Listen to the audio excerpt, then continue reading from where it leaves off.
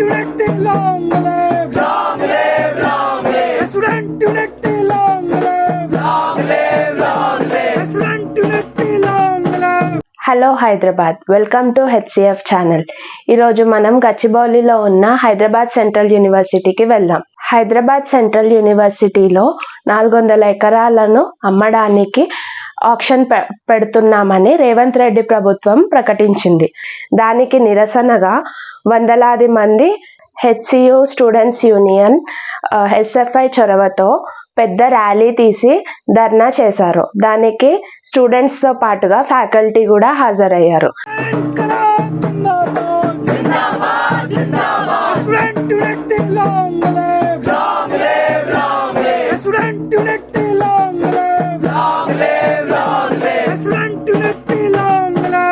मैं कांग्रेस गवर्नमेंट को कहना चाहता हूं कि आप एससीयू की संपत्ति को नहीं बेच सकते हैं। एससीयू की जो ज़मीन है वो एससीयू के लिए है, एससीयू के स्टूडेंट के लिए है, एससीयू की भलाई के लिए, एससीयू के आगे बढ़ने के लिए है, ना कि किसी कॉरपोरेट घरानों के विकास के लिए उसके या उससे पूंजी उगाही के लिए है।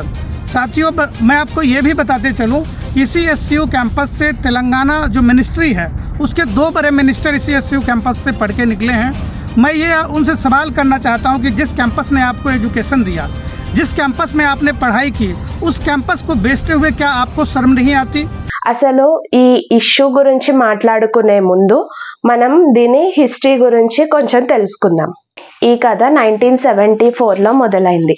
1974లో హెచ్సియుని స్థాపించినప్పుడు అప్పుడు ఆంధ్రప్రదేశ్ ప్రభుత్వం 2324 ఎకరాలను హెచ్సియుకి ఇచ్చింది. ఆ తర్వాత కథని ఫాస్ట్ ఫార్వర్డ్ చేస్తే 2004లో ఒక హెచ్సియు యాజమాన్యానికి మరియు రాష్ట్ర ప్రభుత్వానికి మధ్య ఒక ఒప్పందం జరిగింది. ఆ ఒప్పందం ఏంటంటే, ఇప్పుడు క్వశ్చన్లో ఉన్న 400 ఎకరాలను స్పోర్ట్స్ అకాడమీ నిర్మించడానికి యూనివర్సిటీ రాష్ట్ర ప్రభుత్వానికి అప్పచెప్పింది. అప్పుడు రాష్ట్ర ప్రభుత్వం ఏం చేసిందంటే, స్పోర్ట్స్ అకాడమీ నిర్మించే బాధ్యతను IMG academics Bharat private limited అనే సంస్థకు ఇచ్చింది.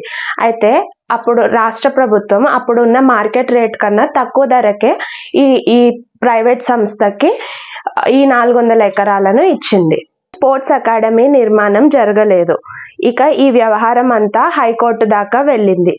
400 ఎకరాలను తిరిగి రాష్ట్ర ప్రభుత్వానికి అప్పజెప్తూ హైకోర్టు తీర్పిచ్చింది. ఇప్పుడు ఇదే భూమిని రేవంత్ రెడ్డి ప్రభుత్వం ఆక్షన్కు పెట్టింది. ఈ 400 ఎకరాలు ఎందుకు ఇంత స్పెషల్ అని మీరు అనుకోవచ్చు. హెచ్సియులో నేను పోస్ట్ గ్రాడ్యుయేషన్ కోర్సు కంప్లీట్ చేశాను. ఈ సోకాల్ డెవలప్మెంట్తో పోతున్న మష్రూమ్ రాక్స్కి మేము హాలిడే వస్తే ట్రెక్కింగ్కు వెళ్ళే వాళ్ళం. హెచ్సియులో నెమళ్ళ సౌండ్స్ విని నిద్ర లేచేవాళ్ళం. ఉదయాన్నే వాకింగ్కి వెళ్ళినప్పుడు జింకలు పక్షులను చూసి ఆనందించేవాళ్ళం. హెచ్సియులో 284 రకాల చెట్ల జాతులు ఉన్నాయి. 171 జాతుల butterflies, dragonflies, spiders, birds, kingfishers, ducks, tortoise, peacocks, pigeons, అడవి పందులు ఉంటాయి. హెచ్సియు కేవలం మా స్టూడెంట్స్కి, ఫ్యాకల్టీస్కి మాత్రమే కాదు, ఈ పైన చెప్పిన అన్ని జీవులకు ఇల్లు లాంటిది. మష్రూమ్ రాక్స్ను ప్రిజర్వ్ చేయాలి అని ఆర్కియాలజీ డిపార్ట్మెంట్ వాళ్ళు సెంట్రల్ గవర్నమెంట్ని కూడా కోరారు. ఆ మష్రూమ్ రాక్స్కి ఆర్కియాలజీ పరంగా ఉన్న ప్రత్యేకత అది. ఇదే మష్రూమ్ రాక్స్కి ఉన్న ఎన్విరాన్మెంటల్, కల్చరల్, ఎడ్యుకేషనల్ ఇంపార్టెన్స్.